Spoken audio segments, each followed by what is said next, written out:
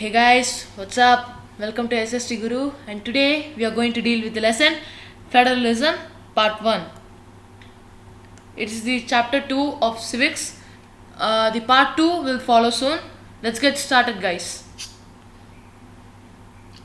Friends, federalism, a term which you hear quite often, it is just a form of governance. That's all. But to be precise on the definition, let us see federalism is a system of government in which the power is distributed between a central authority and various constituent units of the country. Simply, a central government or a federal government will be in place along with the state governments or territorial governments. This is federalism. Yes, what is a central government? In India, simply we say it is a central government, whereas in the US it is called a federal government. Central government or the federal government means for the entire country, that is a government for the entire country, and that government is usually responsible for a few selected subjects of common national interest.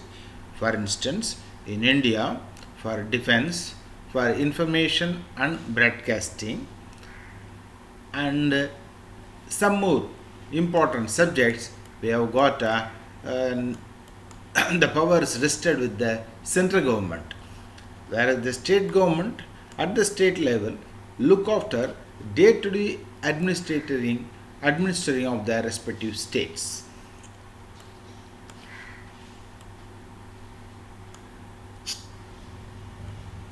What is a unitary government? What is a unitary government means? Here all powers are concentrated at the central level. We talked about the federal government. Here it is the unitary government. In this form of unitary governance, all powers are concentrated at the central level. The state government's power can be withdrawn by central government anytime. This is how it appears: central with almost all the powers, and the state governments or the territorial governments with minimum powers.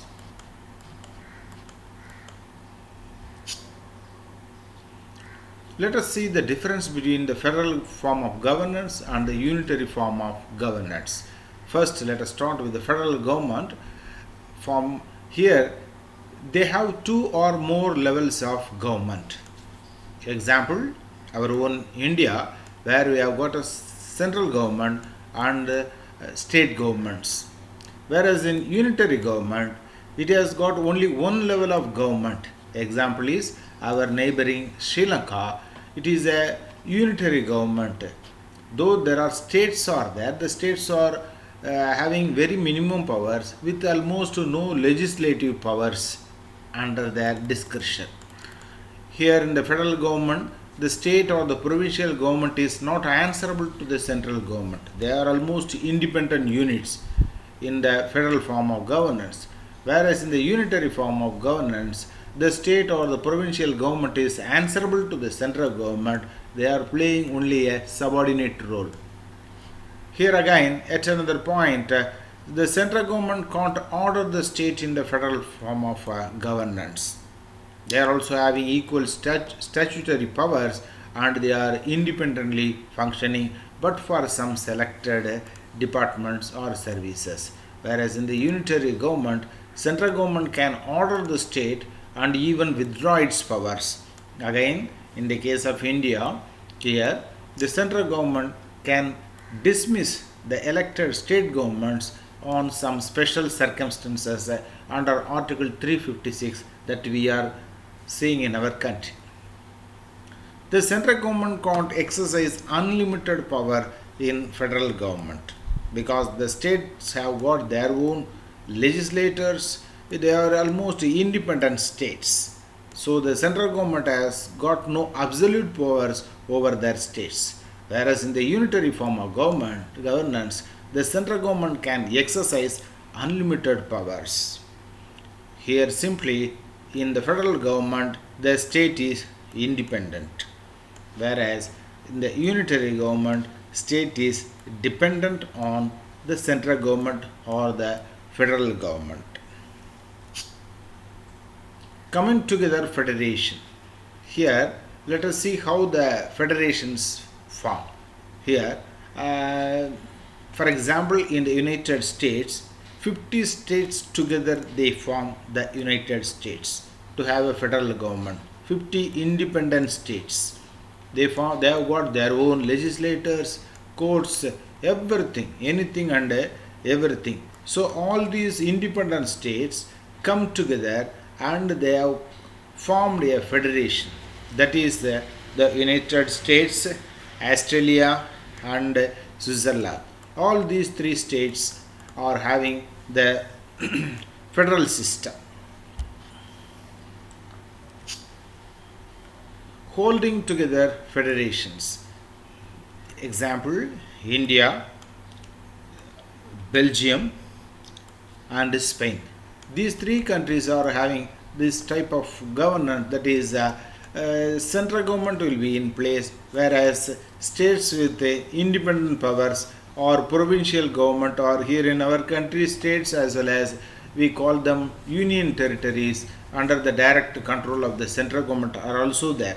They all have got the independent powers, but the most important or common subject that affects the entire country, such departments are in the hands of the central government, mostly military, information, communication. Such departments rest with the central government.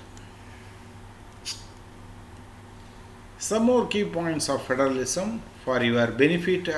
Judiciary has the powers to interpret the constitution. This is very important point because ultimately, though the legislative business is done by the legislators, the ultimate authority here is the judiciary that interprets the law or the constitution. The highest level of court normally act as an umpire between different levels or layers of governments. Quite often we do come across, just here in our country, yesterday we saw the Supreme Court or the apex court of the country interfering in the matters of the Uttarakhand state and restoring the assembly and the dismissed government once again getting life, the same chief minister once again occupying the power. In this case, the judiciary has played the role of an umpire between the center and the state and solved the problem or the issue amicably. This is for your reference, children. Next, the source of government of revenue. Revenue, without revenue nothing is possible. Here also it is clearly demarcated for each level of government to ensure its financial autonomy. For instance, in India we have got the income tax, excise, customs. These taxes are in the hands of the central government, whereas the commercial tax, property tax are all coming under the state government. They are collecting this separately, and the state governments further they distribute the powers for the local governance. For example, panchayat system for collecting property tax and all. They allow their subordinate forms of governance like the panchayats to have their own source of revenue, so that they will also enjoy the financial autonomy.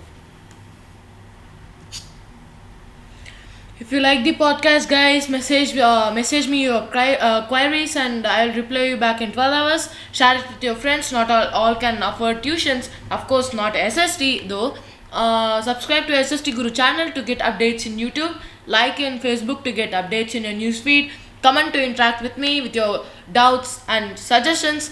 Hit like button below this video to encourage Yes.